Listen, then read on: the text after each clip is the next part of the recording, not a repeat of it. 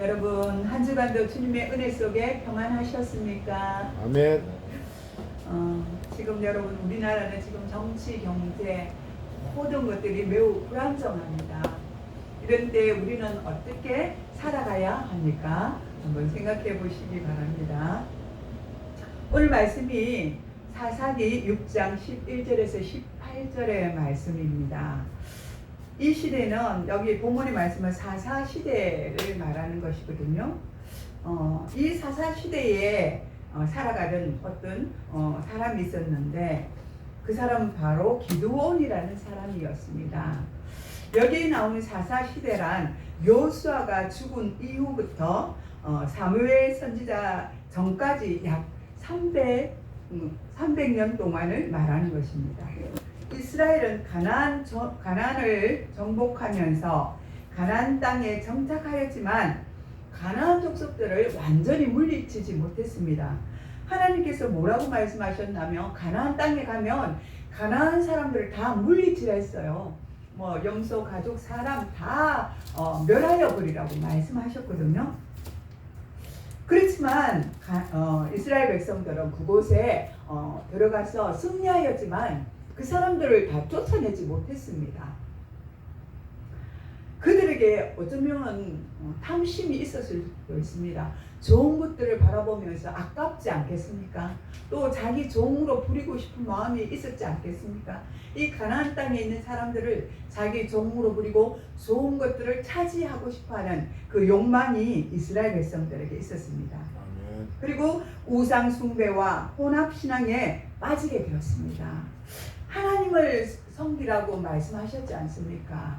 그런데 이스라엘 백성들은 이제 가나안 땅에 들어가자 이제 평안해지고 자기네들이 먹고 살 것이 다 그것이 충족이 되고 하니까 이제는 그들의 마음에 탐심이 왔습니다. 그래서 이방신들을 쫓아내었습니다. 하나님이 제일 싫어하는 것이 무엇입니까? 바로 우상 섬기는 것이지 않습니까? 아멘. 그런데 이들은 이방 신들을 섬기기 시작하였던 것입니다. 또 그때에는 이스라엘에는 왕이 없었습니다. 이들이 하나님을 두려워해서 두려워하면서 왕을 세우지 말라고 하나님을 두려워함으로 이들이 왕이 없이 지내는 그 시간이 바로 사사기 때입니다. 그래서 그들은 각자 자기가 옳은 소견대로 행하였던 것입니다. 자기가 하고 싶은 대로 다 했다는 것입니다. 무서워하는 존재가 없었다는 것입니다. 사사기 21장 25절에 보니까 그 시대를 알려주고 있습니다. 뭐라고 그랬냐면 그때에 이스라엘의 왕이 없으므로 사람이 각기 자기의 소견에 옳은 대로 행하였더라 이렇게 말씀하고 있습니다. 그렇습니다. 자기 옳은 대로 자기 소견대로 자기가 하고 싶은 대로 살았습니다. 꼭 말하면 지금 말하면 불안단들 같죠? 그죠? 이 질서를 다 무너뜨리고 자기 마음대로 살아가는 거예요. 이 시대 막 힘이 있고 권력이 있고 막 좋은 장비가 있으면 그냥 자기 무법천지예요. 유신 정권 때 아시죠? 들어봤죠 이야기요. 그때도 그랬잖아요. 그때도 막 그래서 많은 사람들이 죽기도 하고 감옥에 가기도 하고 했잖아요. 이런 무법천지가 그때 사사시대에 일어났던 것입니다. 근데 이 시대를 또 다스리는 사람들이 있었어요. 시대가 어려울 때마다 하나님이 사사들을 세워가지고 이스라엘을 세워갔습니다. 그 중에 드보라, 기드온, 입다, 삼손이라는 인물이 있었습니다. 드보라는 여자 선지자였습니다. 그리고 그는 사사였고 바락과 함께 가나안 군사를 시스라를 물리쳤습니다.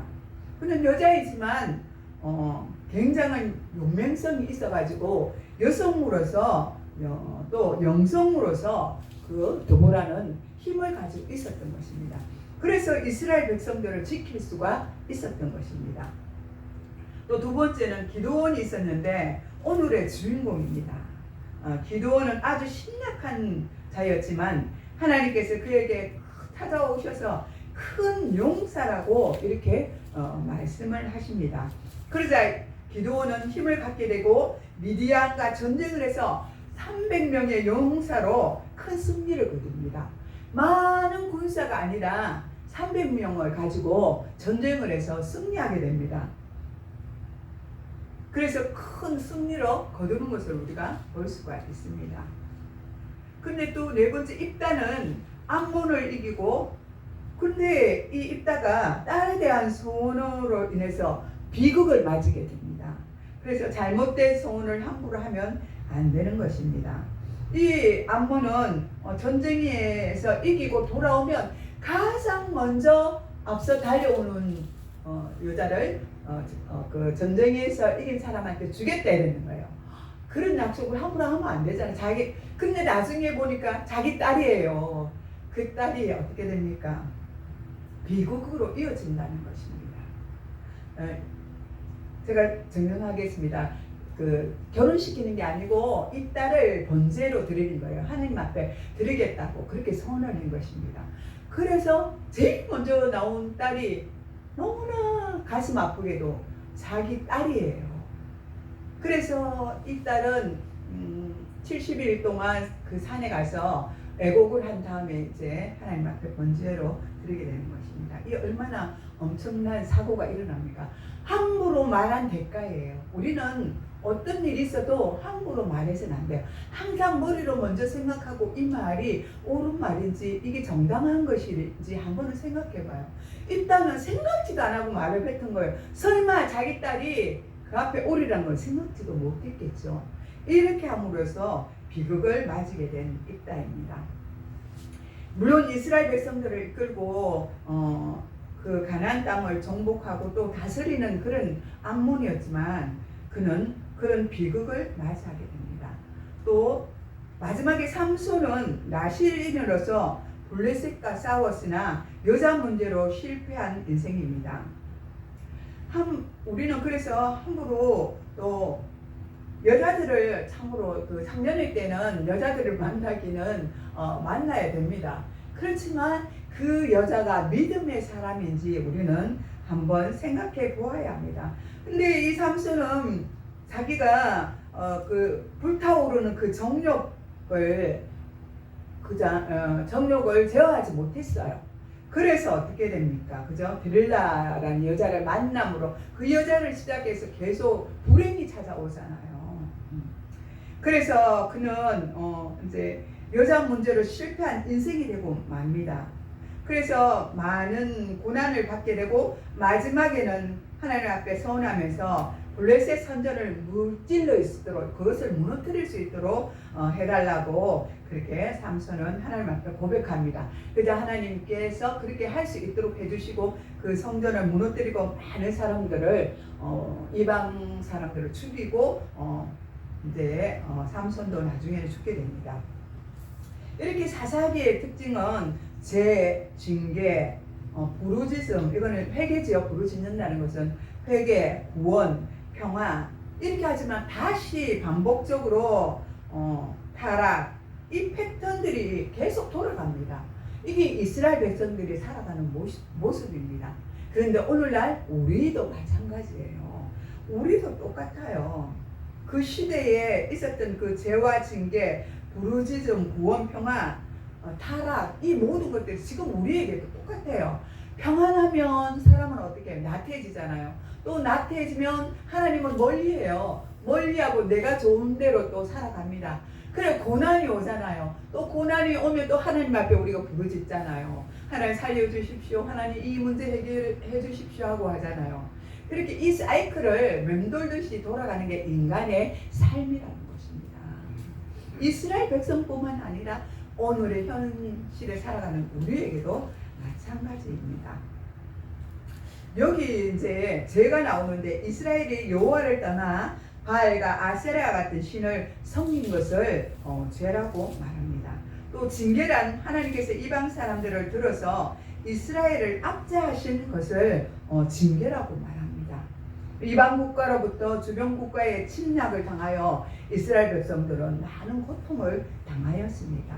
그리고는 부르짖음은 고통이 올 때 이제 하나님께 나아가서 부르짖는 것입니다. 살려달라고 하잖아요. 또 애굽에서 탈출한 이스라엘 백성들도 그 전에 어땠어요? 얼마나 고통을 많이 받았습니까? 그러니까 하나님께 부르짖을 때 모세를 세워서 이스라엘 백성들을 탈출하게 합니다. 이와 같습니다. 이 부르짖음은 우리에게 참 중요합니다.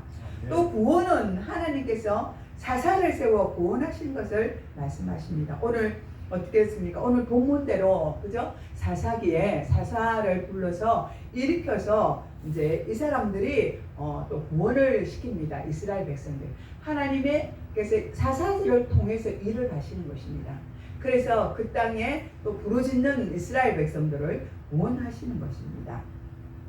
평화는 잠시 평화를 누리다가 다시 타락을 합니다. 이것이 인간의 본성을 비추는 바로 거울입니다. 이스라엘은 하나님을 알고 쉽게 잊어버리고 다시 우상 숭배로 돌아갑니다. 세상 것을 사랑한 것이 우상 숭배인 것입니다. 이스라엘 백성은 평안할 때는 자만을 합니다. 우리도 역시 마찬가지죠. 평안할 때는 그냥 그죠? 자만할 수밖에 없습니다. 그리고 고난이 닥쳐오면 그때는 다시 하나님을 찾습니다. 하나님을 경험하여도 곧 다시 배반하는 반복적인 모습이 이스라엘 백성들과 오늘의 우리인 것입니다. 우리도 믿음으로 살겠다고 다짐을 하지만 세상에 귀를 기울이며 살아가고 있습니다. 세상의 유혹의 열매가 완직하고 먹음직하게 보이기 때문입니다. 이것이 인간의 모습인 것입니다. 하나님이 주신 축복을 누리다가 방심하여져 위기가 오면 또 기도로 나아가는 것이 우리 믿음의 사람들입니다.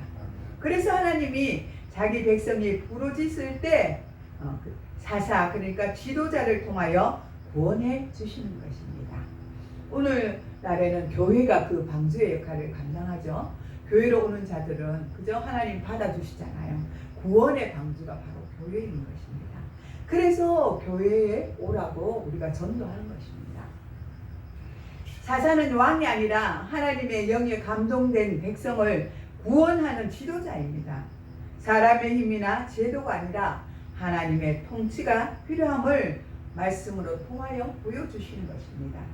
우리는 하나님의 자녀, 하나님의 백성이므로 하나님께 통치를 받아야 합니다. 사사기 시대 불안정은 오늘날 우리가 하나님의 품을 떠났을 때 생기는 혼란과 비슷한 것입니다. 결국 이스라엘은 참된 왕, 그러니까 다윗의 왕 계열을 통하여 메시아 즉 예수 그리스도가 오시는 그 배경을 말씀하시는 것입니다. 기드온은 이스라엘의 사사 중 한 사람으로 그 주변 국가 미디안의 압제로부터 이스라엘을 구원한 인물입니다. 우리는 이때에 가장 중요한 것이 하나님을 신뢰하는 것입니다. 오늘 어쩌면 우리도 사사시대처럼 불안한 시대에 살아가고 있습니다. 정치, 경제, 문화 이 모든 것들이 너무나 불안정하잖아요. 지금 유튜브를 보면 굉장히 불안하잖아요. 그러나 우리는 어떻게 해야 됩니까? 이것을 극복할 수 있는 비결은 바로 하나님 앞에 믿음으로 서 있는 것밖에 없습니다. 아멘. 이스라엘도 미디안 압제 속에 불안했지만 하나님은 작은 자 기드온을 들어 큰 자라고 말씀하시며 이스라엘 백성을 큰 구원을 이루어 주셨습니다. 기드온처럼 우리도 현실의 압제와 두려움 속에 작고 연약함으로 살아가고 있습니다. 저와 여러분은 그런 시간 속에 있는 것입니다. 우리의 마음속에는 두려움, 또 불안함 이런 것들이 들어있습니다. 이런 것들이 오늘날 우리의 삶이 미디안과 같다고 말할 수가 있는 것입니다. 이들도 얼마나 불안했겠습니까? 그죠? 왕이 없는 시대에 그죠? 사사들의 통치를 받으면서 살아가는데 그들의 힘과 능력 막 문란한 시대에 살았잖아요. 지금 오늘 이 시대가 그래요. 우리가 그죠? 이 나라 민족 정권이 그렇지 않습니까? 혼돈 속에서 지금 살아가고 있지 않습니까? 이것이 그 시대뿐만 아니라 오늘 이 시대에 우리에게도 닥친 것입니다. 기도는 약한 자였지만 하나님은 그를 부르셨습니다. 그들은 너무나 두려워서 주변 국가에서 계속 쳐들어오니까 어땠어요? 이제는 동굴 안에까지 숨었어요. 왜냐하면 그들이 와서 모든 곡물을 탈취해버렸어요. 먹을 것 씨도 없이 말려버리는 거예요. 그리고 그냥 어린아이, 여자들 할 것 없이 다 그냥 칼로 베어버리고 죽여버리고 이렇게 한단 말이에요. 그러니까 그 속에 살아가는 기도원, 연약한 기도원은 어떻겠어요? 얼마나 불안한, 그죠? 그 환경 속에서 살았겠습니까? 그러니까 사람들이 굴을 막 파요. 굴 속에서 살고 또 그 포도주를 타는, 그죠? 포도주 틀을 짜는 그 깜깜한 곳이 있어요. 거기서 숙성시키잖아요. 포도주 틀을. 그곳에서 이제는 먹고 살아가야 될 곡식들을 거둬가지고 그곳에서 타작을 하는 것입니다. 발로 밟으면서 그 곡식들을, 그죠? 곡식 틀에 넣고 짜는 거예요. 화면 바깥에서 해야 되는데, 말리고 해야 되는데, 보이는 대로 그냥 주변 국가의 그 나쁜 사람들이, 모압 자손들이 막 와서 탈취를 해가니까, 죽이고 탈취하고 하니까 이들이 두려워서 살아갈 수가 없어요. 그래서 점점 더 깊숙한 곳으로 들어가게 되는 것입니다. 하나님은 그때에 이제 기드온을 불러서 냅니다. 찾아오십니다. 기드온에게 큰 용사요, 이렇게 말합니다. 그러니까 기드온은 뭐랍니까? 아닙니다, 하나님, 나는 큰 용사가 아닙니다. 이 연약한 존재, 너무나 부족하고 연약한 존재, 죽을 수밖에 없는 사람이라고 그렇게 말을 합니다. 그렇습니다. 예수님은 우리의 연약함 속으로 오셔서 우리의 모든 두려움과 죄를 대신 지어 주셨습니다. 아멘. 오늘날 우리도 두려움 속이 우리 마음에 있잖아요. 그 두근두근하는 마음, 두려운 마음, 연약한 마음, 그 마음이 우리 속에도 있어요. 왜냐하면 죄가 이 땅에 들어왔기 때문에. 아담 때부터, 그죠?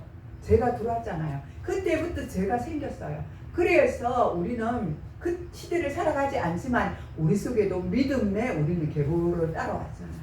죄들이 우리 속에 있기 때문입니다. 그래서 우리는 연약합니다. 정말 연약합니다. 그렇기 때문에 예수님이 오셔서 십자가에서 우리의 두려움과 죄를 담당하시고 대신 십자가에 달리신 것입니다. 고린도전서 1장 27절에 보니까 하나님께서는 세상에 미련한 것들로 택하여 지혜 있는 자를 부끄럽게 하셨다, 이렇게 말씀하셨습니다. 기드온은 현실을 보며 의심하였지만 하나님은 기드온과 함께 하실 것을 바로 약속해 주셨습니다. 하나님은 우리와 같은 연약한 자들에게도 함께 하십니다. 아멘.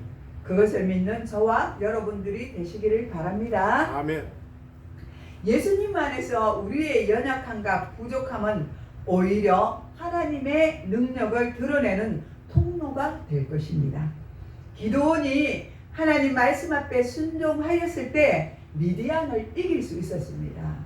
우리도 하나님 앞에, 말씀 앞에 순종할 때 우리의 문제들이 해결될 수 있습니다. 아멘. 어떻게 해요? 기도로서요. 아멘. 말씀으로서요. 아멘. 승리하면 하나님이 우리를 이기게 하신다는 것입니다. 아멘. 이것은 영적인 전투인 것입니다. 아멘. 우리 눈으로 보이지 않아요. 전투는 영적인 것이기 때문에 우리 눈에는 보이지는 않지만 보이지 않는 곳에서 전쟁을 하고 있는 것이에요. 그러니 우리는 깨어 있어야죠. 영으로 기도를 해야 되는 거예요. 하나님, 싸워서 승리하게 해주세요. 눈을 뜨고도 우리가 어느 곳에 있든지 기도해야 하는 것입니다. 하나님, 이곳이 악한 곳이면 하나님 통치해 주셔서 하나님 선한 곳으로 바꾸어 주십시오. 이곳에 악한 자가 있으니까 하나님 바꾸어 주십시오. 선한 자로 바꾸어 주십시오. 자꾸 그렇게 기도할 때 내 마음이 성령이 충만해져요. 성령님이 함께 해주셔요. 하나님이 너와 함께 하리라. 언제까지요? 세상 끝날까지 아멘. 내가 너희와 함께 하리라 약속해 아멘. 주셨습니다. 그 약속의 말씀을 붙들고 우리가 믿음으로 행할 때, 그럴 때 하나님은 우리를 승리하게 하시는 것입니다. 아멘. 전쟁에서 승리하게 하는 것은 하나님이십니다. 그죠? 우리는 힘으로 싸우지만 우리는 패할 수밖에 없어요. 모든 것을 영적으로 승리하게 하시고 전쟁에 승리하게 하시는 건 바로 하나님이시다는 것입니다. 기드온이 하나님 말씀 앞에 순종하였을 때 미디안은 이겼습니다. 예수님 앞에 순종할 때 우리는 영적 승리자와 자유를 얻게 되는 것입니다. 왜냐하면 예수님이 우리의 모든 질고를 짊어지고 가셨잖아요. 먼저 행하시고 앞장서 가셨잖아요. 우리가 십자가에 달리니까 우리 죄 때문에 예수님이 다 십자가에 달리셨잖아요. 그렇게 영적인 승리를 예수님이 하셨기 때문입니다. 우리는 연약하지만 예수님께서 세상에 버림을 받은 죄인들을 불러 하나님의 나라 일에 참여시키셨습니다. 우리는 연약하지만 예수님께서 하나님 나라의 모든 죄인들을 불러서 그렇게 참여시켜서 또 일을 하셨습니다. 아멘. 가장 대표적인 인물은 바로 12 제자들입니다. 그 중에 어부인 베드로, 안드레, 야고보, 요한이었습니다. 이들을 하나님이 들어서 사용을 하셨습니다. 베드로는 어떤 사람입니까? 예수님을 3번이나 부인하고 예수님을 팔았지 않습니까? 그래서 부인했잖아요. 어떻게 정말 참 제자가 예수님이 아끼는 그 제자가 예수님을 부인할 수가 있습니까? 근데 이게 우리 연약한 존재라는 거예요. 우리 인간이에요. 우리도 만약 믿음을 나는 믿음 충만해서 성령 충만해서 나는 절대로 하나님을 배반하지 않을 거야. 배신하지 않을 거야. 이렇게 말하지만 막상 그저 전쟁이 일어나서 우리에게 총칼을 대고 너 하나님을 믿느냐? 사람을 믿느냐? 우리 정권을 믿느냐? 이렇게 하면 어떻게 하겠어요? 이전에 그랬잖아요. 6.25 때 그죠? 하나님을 믿느냐? 공산당을 믿느냐? 너 결단해라. 그럴 때 우리 믿음의 선진들은 어떻게 했어요? 그 믿음을 결단코 그죠? 승리한 분들도 있고 또 패배한 분들도 있었잖아요. 그게 연약한 자가 우리예요. 성령 충만하지 아니하면 우리는 언제 어디서 죽을 수밖에 없어요. 그런 자 중에 한 사람이 바로 베드로였다는 것입니다.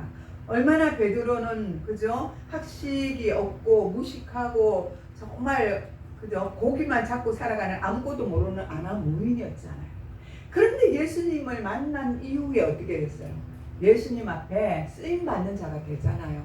그죠? 마지막에는 하나님이 그 사명을 감당할 수 있도록 도와주시고 고기를 잡는 어부가 아니라 누구로요? 사람을 낳는 어부로 그렇게 바꿔주신 것을 우리는 알 수가 있습니다. 그리고 안드레도 야고보도 요한도 하나님 앞에 정말 귀하게 쓰임받는 사명자가 되었습니다. 이들은 평범하고 사회적 직위가 아닌 믿음과 순종으로 하나님 앞에 순종했기 때문에 사용될 수가 있었습니다. 이들은 하나님의 나라 복음을 전파하는 사역자로 쓰임받았습니다. 그리고 세리와 죄인들이 또 있었습니다. 이들 중에 세리는 로마의 압자에 일하면서 자기 민족에게 해를 끼치는 자로 사회적으로 천대를 받던 직업을 가지고 있던 그런 자들이었습니다. 세금을 탈취했잖아요. 그죠? 세리들이 세금을 막 그냥 압작같이 받아서 이스라엘 백성들이 먹고 살지도 못하는데 세금을 내라고 거둬들여서 로마 정권에 바치잖아요. 이외에도 창녀들이 있었고 병자들이 있었고 소외된 사람들이 있었습니다. 이들을 불러서 하나님은 그들을 주의 나라에 주의 영광을 위해서 쓰임받는 자들에게 하였습니다. 예수님은 이런 자들을 불러서 하나님 나라에 참여하게 하고 회개하며 변화되는 삶을 살게 하셨습니다. 연약한 자에게 예수 그리스도와 함께 할 때 두려움 속에 숨어 있던 자가 하나님의 큰 용사로 세워지는 것을 우리는 볼 수 있습니다. 13절에서 14절을 보면 기드온이 이렇게 묻습니다. 여호와께서 우리와 함께 하신다면 어찌 이런 일이 생겼습니까? 이렇게 기드온이 물어봅니다. 우리도 비슷합니다. 믿음으로 살아도 현실의 문제는 계속 우리에게 나타납니다. 그러나 하나님은 우리의 문제보다도 하나님의 임재와 명령에 초점을 맞추시기를 원하십니다. 너는 가서 이 힘으로 이스라엘을 미디안 손에서 구원하라. 내가 보낸 것이 아니냐라고 하나님께서 말씀하십니다. 예수님 안에서 우리는 문제를 보지 않고 순종과 행동을 먼저 선택해야 합니다. 우리의 연약함 속에서 예수님의 능력으로 역사하십니다. 15절 16절에 기드온은 나는 므낫세 중에 가장 약하고 내 아버지 중에서 가장 작은 자니이다 이렇게 고백을 합니다. 자기는 너무 연약해요. 이웃 주변 국가에서 모압 자손들이 이렇게 쳐들어오면요 무서워서 숨는다는 거죠. 이렇게 연약한 사람.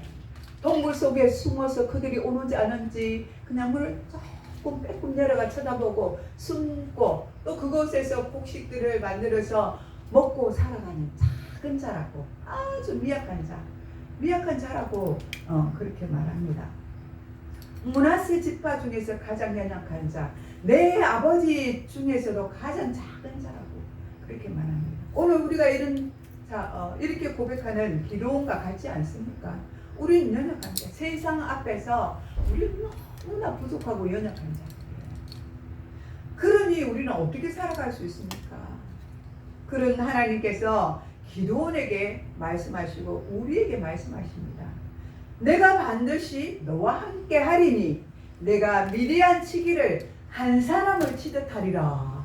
이렇게 하나님이 기드온에게 말씀을 해주십니다.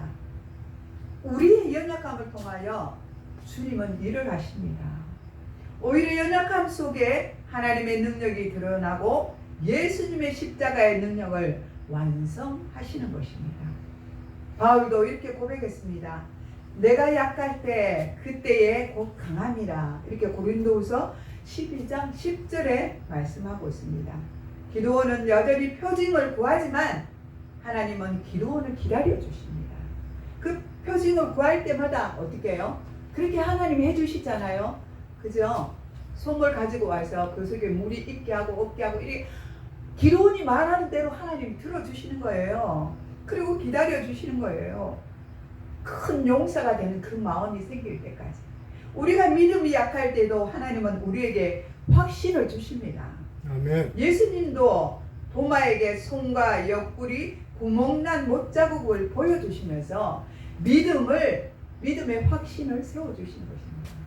만져봐라 도마야, 내 옆구리에 네 손으로 집어 넣어봐라 이랬어요. 예수님 찾아와서. 하도 도마가 못 믿으니까.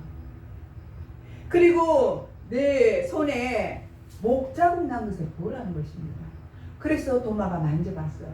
내 옆구리에 구멍 난 것도 봐라. 내 손바닥은 내 발바닥에 구멍이 난. 너는 그것을 봐야 믿느냐고 예수님이 그렇게 말씀하십니다. 그리고는 도마에게 다시 믿음을 주시잖아요. 그래서 인도로 가서 거꾸로 달려서 또 죽임을 당하기도 합니다. 이런 사명자가 되는 거예요. 하나님 앞에 확실하게 붙들림을 받으면 하나님이 사명을 주시면 이런 사명을 감당하는 자가 되는 것입니다. 오늘 우리의 삶 속에서도 예수님은 확실한 용기를 주십니다. 우리는 연약함 속에서도 담대히 나아갈 수가 있습니다. 우리가 큰 용사로 살아가는 비결은 예수님 안에 살아간다면 하나님께서 우리에게 큰 용사로 세워주시는 것입니다. 아멘. 우리는 기드온처럼 두려움 속에 사는 연약한 존재들입니다. 그러나 하나님께서는 예수 그리스도 안에서 우리를 부르십니다. 아멘. 십자가의 부활을 통하여 우리를 구원하시고 큰 용사라고 불러주십니다. 아멘. 우리는 조건이 아니라 임마누엘의 약속, 즉 내가 너와 함께 하겠다는 약속의 말씀으로 우리는 세상을 이길 수가 있습니다. 아멘. 연약한 나를 부르시고 함께 하시는 분 예수 그리스도 안에서 우리는 두려움이 없는 큰 용사가 될 수가 있습니다. 우리는 두려운 현실 속에서 연약한 동굴 속에 숨어 있을 수 있습니다. 왜요? 연약하기 때문에요. 동굴에 갇히면 깜깜해서 아무것도 볼 수가 없고 아무것도 알 수가 없습니다. 우리 마음의 상태를 말하는 거예요. 이 어둠에 사로잡히면 이 동굴 속에 있는 것과 똑같다는 거예요. 아무것도 안 보여요. 믿음도 안 보여요. 그렇게 되면 두려움은 우리를 아주 작은 자로 만들어버리기 때문입니다.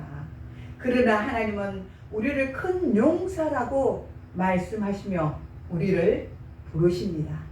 우리의 조건이 아닌 예수님의 임재와 약속이 바로 그 능력이 됩니다. 작은 순종과 담대함이 연약함 속에서도 하나님의 구원을 이루어 나갑니다. 연약한 나를 부르시고 함께 하시는 분 예수 그리스도 안에서 우리는 두려움이 없는 큰 용사가 될 수 있습니다.